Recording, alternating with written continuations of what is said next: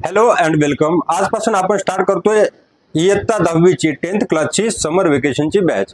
या बॅच मध्ये आपण सुरुवात करणार आहेत linear equation in two variable या चॅप्टर पासून मॅथमॅटिक्सच्या, आणि पुढच्या आठवड्यामध्ये आपण विज्ञान ही स्टार्ट करणार आहेत, म्हणजे सायन्स स्टार्ट करणार आहेत. ही बॅच असणार आहे सेमी इंग्लिश मीडियमसाठी आणि मराठी मीडियमसाठी एकत्रित बॅच आहे. बऱ्याचदा असं होतं की इंग्लिश मीडियमच्या विद्यार्थ्यांना मराठीमध्ये काय आहे ते समजत नाही. आपण नेहमी मराठी भाषा बोलणाऱ्या लोकांमध्ये राहतो, जगतो, वागतो, त्यामुळं आपला त्या भाषेत जेवढं समजन ते दुसऱ्या भाषेत समजणार नाही.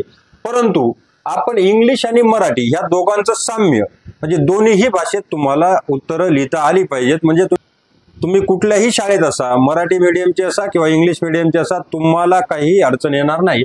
फक्त अपेक्षित एवढंच आहे की प्रत्येक लेक्चर तुम्ही अगदी बारकाईने पाहायचं आहे आणि लेक्चरला बसताना कधीही पेन आणि वही घेऊन बसायचंय, रजिस्टर किंवा कुठल्याही प्रकारचा पेपर, जेणेकरून तुम्हाला शेवटी एकत्रितपणे त्याचं रिव्हिजन करता येईल.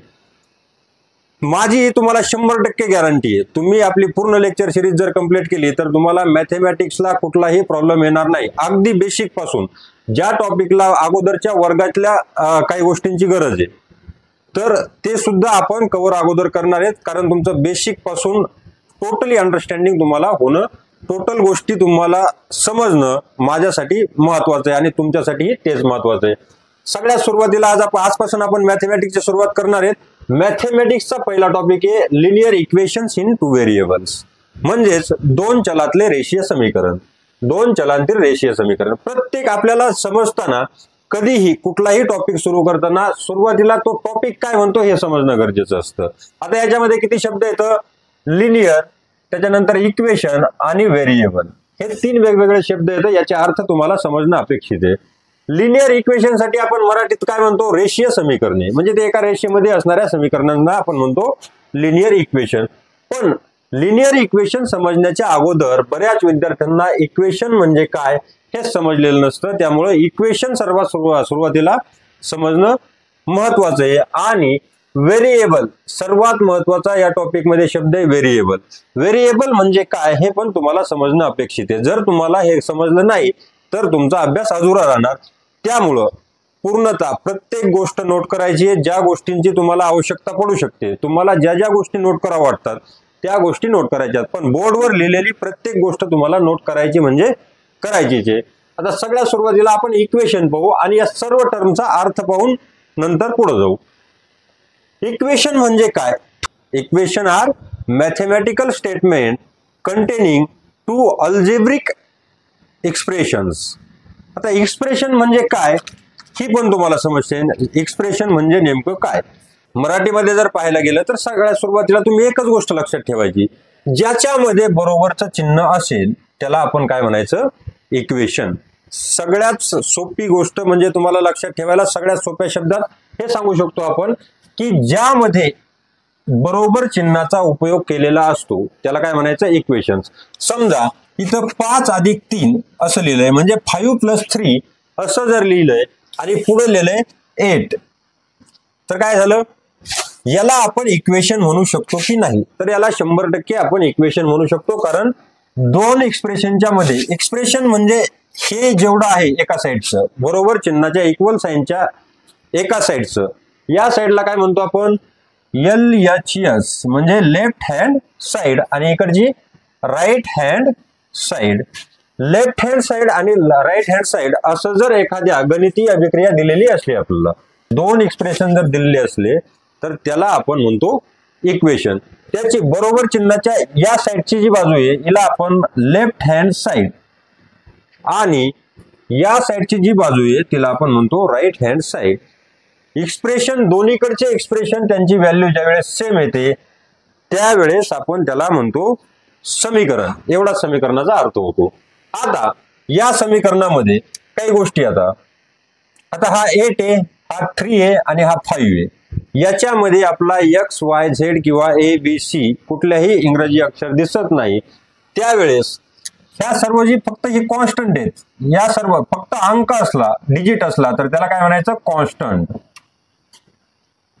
आणि हे पण झाले कॉन्स्टंट. आता आपण एक एक्झाम्पल घेऊन पाहू. 2x + 9 = 24. हे झालं एक इक्वेशन. इक्वेशन आहे कशावरून ओळखायचं? ज्यामध्ये बरोबरचं चिन्ह आहे. जर बरोबरचं चिन्ह असेल तर त्याला म्हणायचं ते इक्वेशन आहे. आता इथं ही झाली एक टर्म. या इक्वेशन मध्ये किती टर्म आहेत काही गोष्टी लक्षात ठेवायच्या. आता पहिली गोष्ट आली टर्म. या गोष्टी कायमस्वरूपी लक्षात ठेवायच्यात. टर्म या इक्वेशन मध्ये किती आहेत असं जर आपल्याला विचारलं तर याच्यामध्ये किती टर्म आहेत? ही झाली 24, ही एक टर्म झाली. हा फक्त 9 आहे ज्याच्यामध्ये काही ना काही चिन्ह आहे, ते बरोबर असो, प्लस असो, मायनस असो, तर त्यावेळेस आपण त्याला काय म्हणायचं? टर्म. ही झाली एक टर्म आणि ही झाली एक टर्म.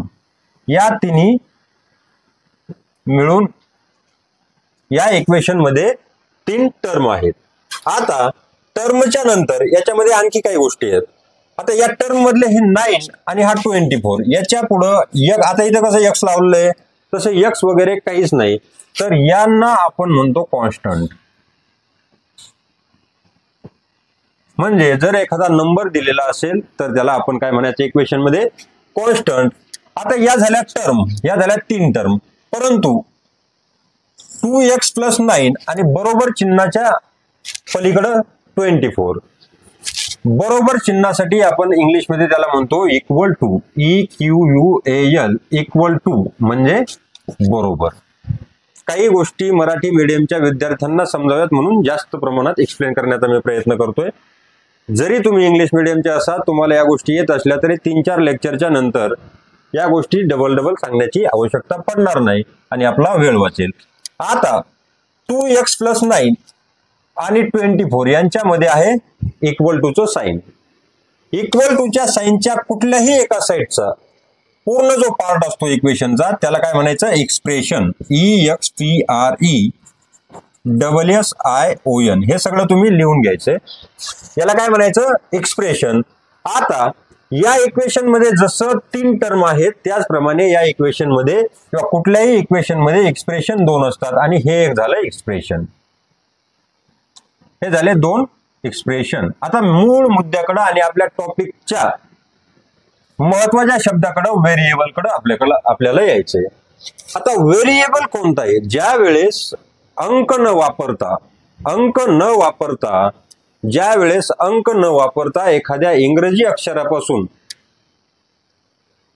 एखादं इंग्रजी अक्षर त्या समीकरणामध्ये किंवा इक्वेशन मध्ये वापरलेलं असतं त्याला आपण म्हणायचंय व्हेरिएबल. त्याला म्हणतात व्हेरिएबल. VARABLE. त्याला म्हणायचं व्हेरिएबल. आणि व्हेरिएबलला जोडून त्या टर्म मध्ये एकाच टर्म मध्ये व्हेरिएबल आणि एखादा अंक जर असला, व्हेरिएबल आणि एखादा डिजिट जर असला तर त्या डिजिटला किंवा अंकाला आपण काय म्हणतो? तर त्या अंकाला आपण म्हणतो कोइफिशियंट. त्या अंकाला आपण म्हणतो कोइफिशियंट. आता इक्वेशन मधल्या एवढ्या गोष्टी तुम्हाला सगळ्यात सुरुवातीला समजणं अपेक्षित असतं. आपला व्हेरिएबल समजला. व्हेरिएबल असतो कोइफिशियंट आणि व्हेरिएबल एकत्रित असतात. बऱ्याचदा फक्त व्हेरिएबल सुद्धा असू शकतो. असंही असू शकतं की x + 7 = 5 असं जर असलं तरी पण या इक्वेशन मध्ये हा झाला आपला व्हेरिएबल. व्हेरिएबल समजल्याच्या नंतर आता आपण लिनियर इक्वेशन इन 2 व्हेरिएबल समजू शकतो. आता याच इक्वेशनचा जर आपण विचार केला तर 2x + 9 = 24 या इक्वेशन मध्ये हे झालं x व्हेरिएबल, पण आपला सांगितलं in 2 variables. Linear equation in 2 variable. ज्या वेळेस 2 व्हेरिएबल असतात त्यावेळेस आपल्याला 2 व्हेरिएबलची गरज असते, पण या इक्वेशन मध्ये व्हेरिएबल फक्त एक आहे. फक्त x हे व्हेरिएबल आहे. आणखी एक व्हेरिएबल असणं अपेक्षित होतं, परंतु या ठिकाणी व्हेरिएबल नाही.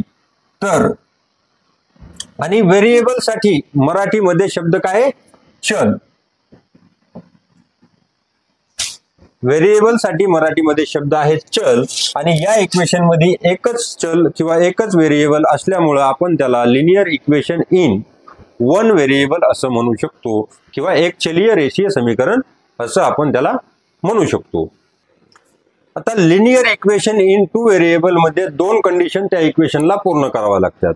त्या 2 कंडिशन जर त्या इक्वेशनने पूर्ण केल्या तर आपण म्हणू शकतो की ते लिनियर इक्वेशन इन 2 व्हेरिएबल किंवा 2 चलांतील रेषीय समीकरण आहे. तर सगळ्यात सुरुवातीला आपला त्या कंडिशन कोणत्या?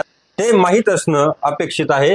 पहिली कंडिशन आहे an equation which contain two variable, म्हणजे त्या समीकरणामध्ये an equation which contain two variable म्हणजे त्या समीकरणामध्ये दोन चल असावेत. त्या समीकरणामध्ये दोन चल असावेत म्हणजे टू व्हेरिएबल असले पाहिजेत. आणि degree of each variable is 1, not less than 1 और मोर दॅन 1. हे लक्षात राहणं अपेक्षित आहे.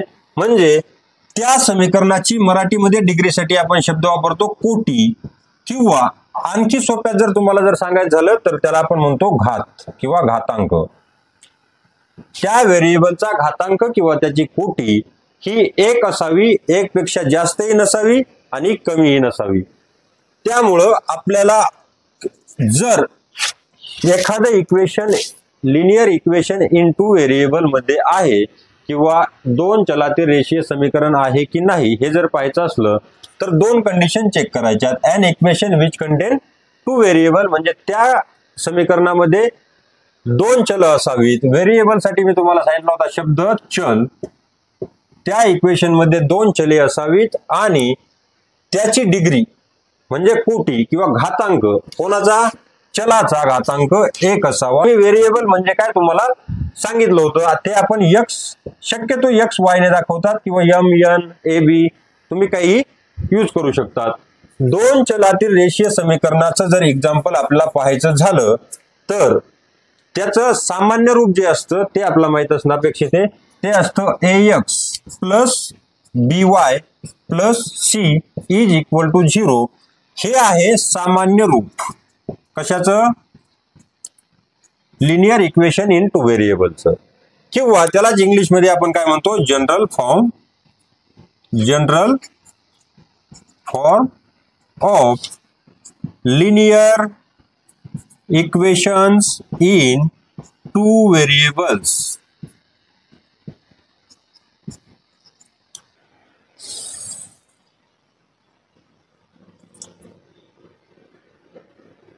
आता जनरल फॉर्म मध्ये जर आपण विचार केला A, B आणि C हे रियल नंबर आहेत. रियल नंबर म्हणजे वास्तव संख्या, म्हणजे कुठलाही एखादा जे आपण नंबर यूज करतो ते नंबर रियल नंबर आहेत. म्हणजे त्याच्या जागेवर तो 1 असू शकतो, 15 असू शकतो, 10 असू शकतो, 9 असू शकतो, म्हणजे ते नंबर आहेत. फक्त तुम्हाला समजून सांगण्यासाठी हे जनरल इक्वेशन मध्ये त्यांचा उपयोग केला जातो. त्यांच्या ठिकाणी म्हणजे A, B आणि C यांच्या जागेवर कुठलीही संख्या किंवा अंक असू शकतो. आणि X आणि Y हे आहेत या इक्वेशन मधले व्हेरिएबल्स. आता विसरता कामा नये, व्हेरिएबल्सलाच आपण काय म्हणतो मराठीमध्ये चल म्हणतो. आता AX BY plus C is equal to 0 या जनरल फॉर्म मध्ये जे इक्वेशन आहे लिनियर इक्वेशन, या इक्वेशन मध्ये एक गोष्ट आणखी असणं अपेक्षित आहे. याचे जे कोइफिशियंट आहेत A आणि B हे झाले कोइफिशियंट. ह्यांच्यापैकी कोणीही शून्य नसावा, कोइफिशियंट शून्य नसावा, म्हणजे A and B is not equal to 0, त्यांची किंमत शून्य नसावी. समजा इथं जर असं एखादं एक्झाम्पल घेतलं 4x अधिक 5y अधिक 7 बरोबर 0, तर हे झालं linear equation in two variable. आपण चेक कसं करायचे, व्हेरिएबल आहेत का दोन, x आणि y हे दोन व्हेरिएबल झाले. दोन व्हेरिएबल आहेत, याच्यामध्ये A ची किंमत इथं 4 आहे, B ची किंमत 5 आहे, म्हणजे A आणि B दोन्हीही 0 नाही, म्हणजे ती कंडिशन पण पूर्ण झाली. तिसरी condition degree of each variable is 1. या व्हेरिएबलची डिग्री, आता डिग्री म्हणजे काय, सगळ्यात सुरुवातीला डिग्रीला आपण काय म्हणतो कोटी किंवा घातांक. म्हणजेच एक्सच्या जागेवर एक्सच्या वर डोक्यावर काहीच नाही म्हणजे 1 असतो, म्हणजे याची डिग्री 1 आहे. इथं जर x स्क्वेअर असं जर लिहिलेलं असतं तर हे linear equation in two variable झालं नसतं, कारण याची कोटी म्हणजेच याची डिग्री होते 2. आणि आपल्या linear equation in two variable मध्ये एक कंडिशन काय आहे, degree of each variable is 1, म्हणजे प्रत्येक व्हेरिएबलची डिग्री 1 असावी, त्याच्यापेक्षा जास्त किंवा कमी नसावी. आता तुम्हाला काही एक्झाम्पल खाली एक सारणी पूर्ण करा, ते दिलंय, तेवढंच आपला आजच्या टॉपिक मध्ये पाहायचंय. कंप्लीट दी फॉलोइंग टेबल लिहून घ्यायचंय सर्वांनी. COMPLETE complete the following table.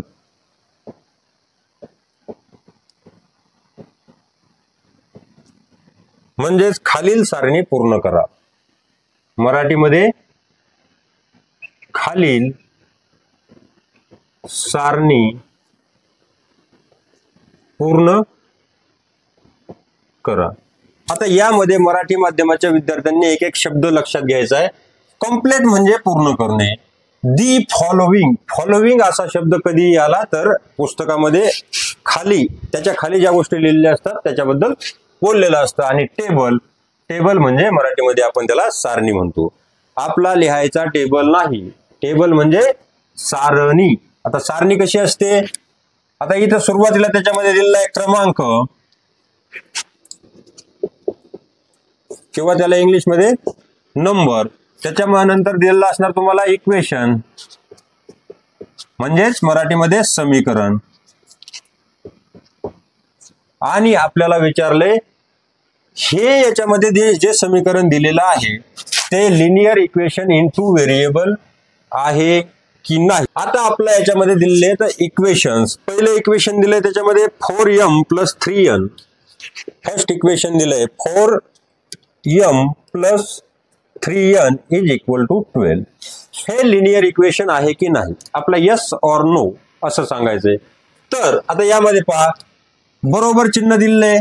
आपल्या 2 कंडिशन सांगितल्या होत्या, 2 व्हेरिएबल असायला पाहिजेत. पुढची कंडिशन आहे degree of each variable is 1.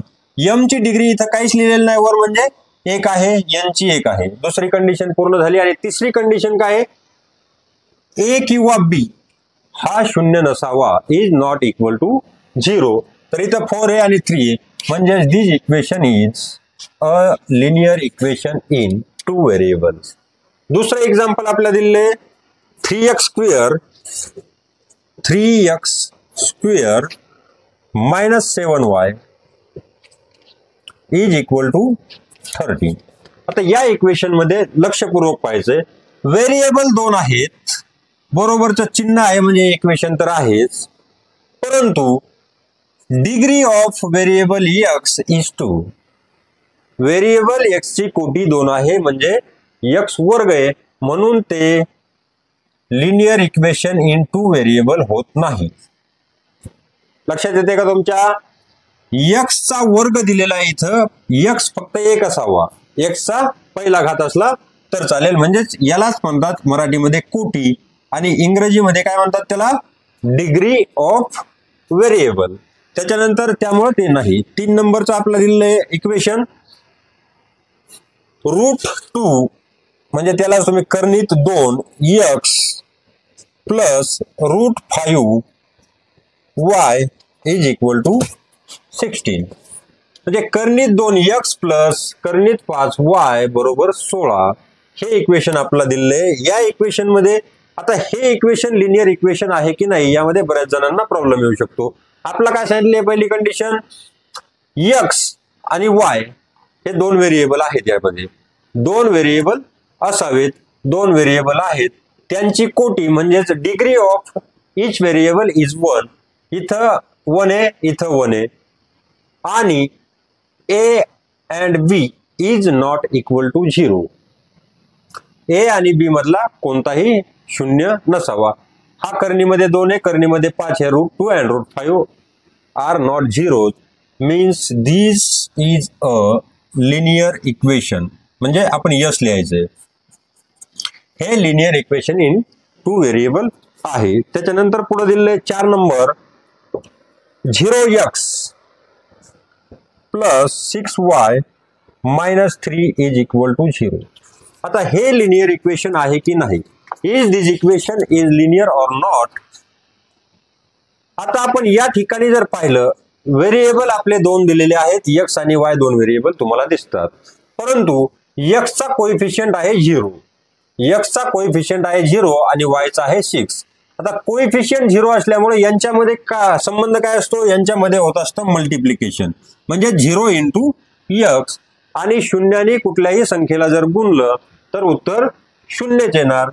त्यामुळं हा झाला पूर्ण शून्य प्लस 6y - 3 = 0.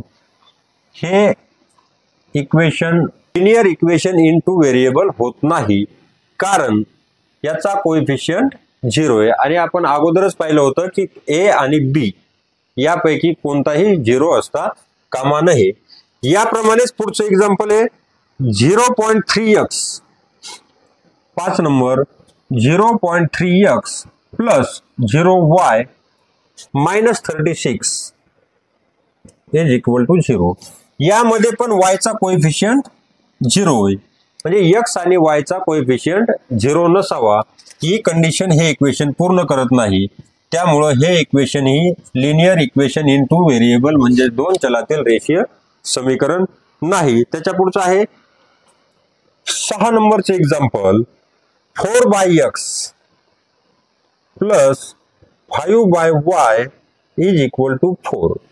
आता यामध्ये एक प्रॉब्लेम येतो की हा 4/x आहे, 4/x यालाच आपण काय लिहू शकतो 4 × 1/x आणि हा x जर आपला वर न्यायचा असला हा छेदामध्ये आहे अंशामध्ये नाही. जर हा x आपला वर न्यायचा असला तर याची कोटी 1 आहे, वर जर न्यायचा असला तर तो 4 × x - 1 होईल. ज्या वेळेस व्हेरिएबल छेदामध्ये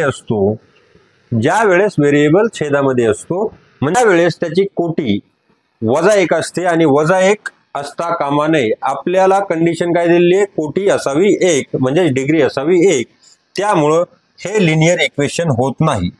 परंतु या इक्वेशनचं रूपांतर आपण लिनियर इक्वेशन मध्ये सहजासहजी करू शकतो. ते कसं करायचं पाहायचं 4/x काय दिले आपला 4/x प्लस 5/y = 4. आता आपण जर सबस्टिट्यूट केली एखादी किंमत म्हणजे त्या ठिकाणी यालाच आपण कसं लिहू शकतो 4 × 1/x प्लस 5 × 1/y = 4 आपण असं लिहू शकतो. आणि असं लिहिल्याच्या नंतर आपण सबस्टिट्यूटिंग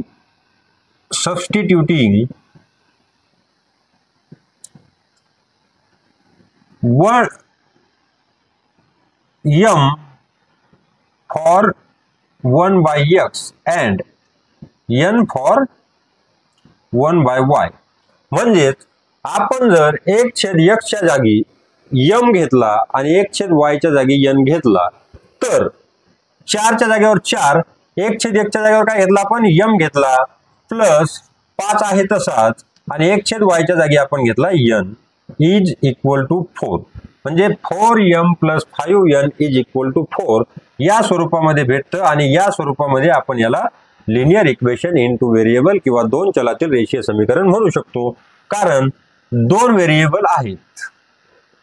व्हेरिएबल आहेत आणि त्यांचे कोएफिशियंट 0 नाहीत आणि त्या व्हेरिएबलची कोटी पण एकच आहे. त्यामुळे हे इक्वेशन झालं linear equation in two variable.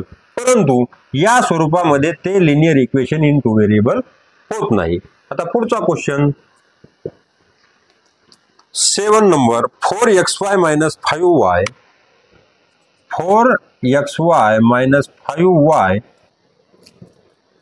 8 = 0. हे इक्वेशन आपल्याला दिलेलं आहे. आता हे इक्वेशन आपल्याला पाहायचंय की linear equation in to variable म्हणजे दोन चलातील रेषीय समीकरण आहे की नाही.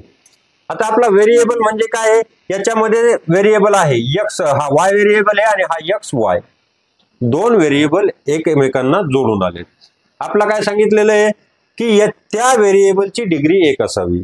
आता x आणि y हे गुणाकारामध्ये येतं. ज्या वेळेस गुणाकारामध्ये असतात तर x ची डिग्री इथं 1 आहे आणि y ची 1 आहे तर त्यांची डिग्री 1 + 1 गुणाकारामध्ये असल्याच्या नंतर डिग्री अधिक होते.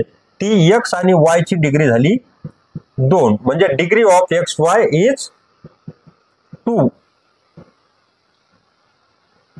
आणि 2 डिग्री असता कामा नये. आपला काय सांगितलेलं आहे डिग्री असावी 1. त्यामुळं ती कंडिशन हे इक्वेशन पूर्ण करत नाही. त्यामुळे हे linear equation in two variable किंवा दोन चलातील रेषीय समीकरण नाही.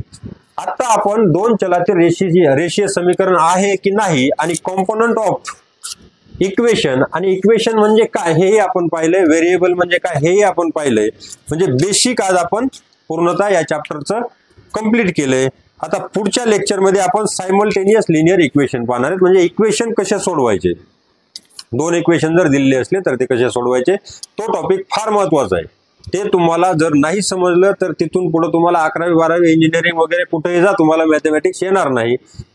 त्यामुळं एकही लेक्चर मिस करायचा नाही आणि संपूर्ण लेक्चर पहिल्यापासून पाहिजेत. आपला उद्देश लेक्चर सिरीजचा हा आहे की आपण किनी या ठिकाणी फ्री क्लासेस चालू केलेले आहेत आणि त्या फ्री क्लासेसचा उद्देश आहे की सरकारी शाळा वाचल्या पाहिजेत, त्याच्यामध्ये ॲडमिशन वाढले पाहिजेत आणि गोरगरिबांच्या लेकरांना शिक्षणापासून कोणी वंचित नाही केलं पाहिजे. त्यामुळे आपला तो प्रयत्न आहे, त्यामध्ये सर्वांनी साथ द्यायची आहे.